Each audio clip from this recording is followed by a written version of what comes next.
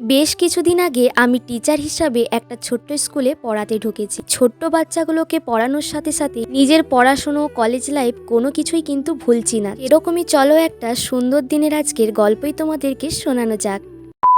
সকাল তখন 6:20 বাজছে। কাপ চা আর বিস্কুট দিয়ে আজকের দিনটাকে শুরু করলাম। একটা টিচার হিসাবে যেটা সব থেকে প্রয়োজনীয় সেটা হলো পেন। স্কুল শুরু হয় 6:30 থেকে, আর স্কুলটা হচ্ছে আমার বাড়ি থেকে একদম সামনে। এসে দেখি এদিকে প্রার্থনা সঙ্গীত হয়ে গেছে। তারপর প্রত্যেকটা স্টুডেন্টকে এভাবে লাইন দিয়ে বিল্ডিং থেকে ওই বিল্ডিং এ নিয়ে যাওয়া হয়। ছোট্ট ছোট্ট বাচ্চাগুলোর মারা তাদের সমস্ত খাতাপত্র জমা দিয়ে তারপর বাড়ি যায়। আজকে আমার ফার্স্ট ক্লাস ছিল ক্লাস 3 বাচ্চাদের বাংলা ক্লাস। তারপর তাদের অ্যাটেন্ডেন্স নিয়ে পড়া দিয়ে ক্লাস 4-5 এর ক্লাস নিয়ে ছোট্ট ছোট্ট বাচ্চাগুলোর সাথে কিছুক্ষণ গল্প করি। 45-এ থাকে টিফিন। তো টিফিন টাইম শুরু হয়ে যাবার পর আমি বাড়ি এসে স্নান সেরে কলেজ যাওয়ার জন্য একদম রেডি হয়ে যাই। আজকের সকালের ব্রেকফাস্টে ছিল মুড়ি আর পেঁয়াজ। বাড়ি থেকে কলেজ আসতে সময় লাগে 20 থেকে প্রায় 25 মিনিটের মতো। কলেজ এসে সবার প্রথমে কাজ ছিল স্কলারশিপ ফর্মটাতে প্রিন্সিপালের সাইন করানো। আমি আর ঈশানী সেটাই এখন অফিস রুমে জমা করি। তারপর ক্লাসরুমে এসে ক্লাস করতে আরম্ভ করে দিই। এভাবে ক্লাস করতে করতে প্রায় 1টা বেজে যায়। ক্লাস শেষ হওয়ার পর আমরা ঠিক করেছিলাম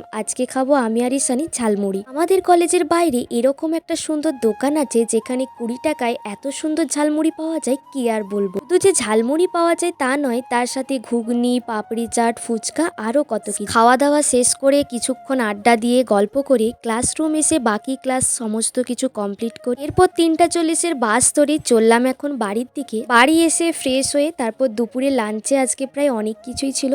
দুপুরের খাবার খেতে খেতে প্রায় 4টা বেজে যায়। আর তার সাথে ঠাকুমা এরকম একটা পুরোনো দিনের সিনেমা দেখছিল, তো সেটাও আমিও একটু বসে বসে দেখে নিলাম।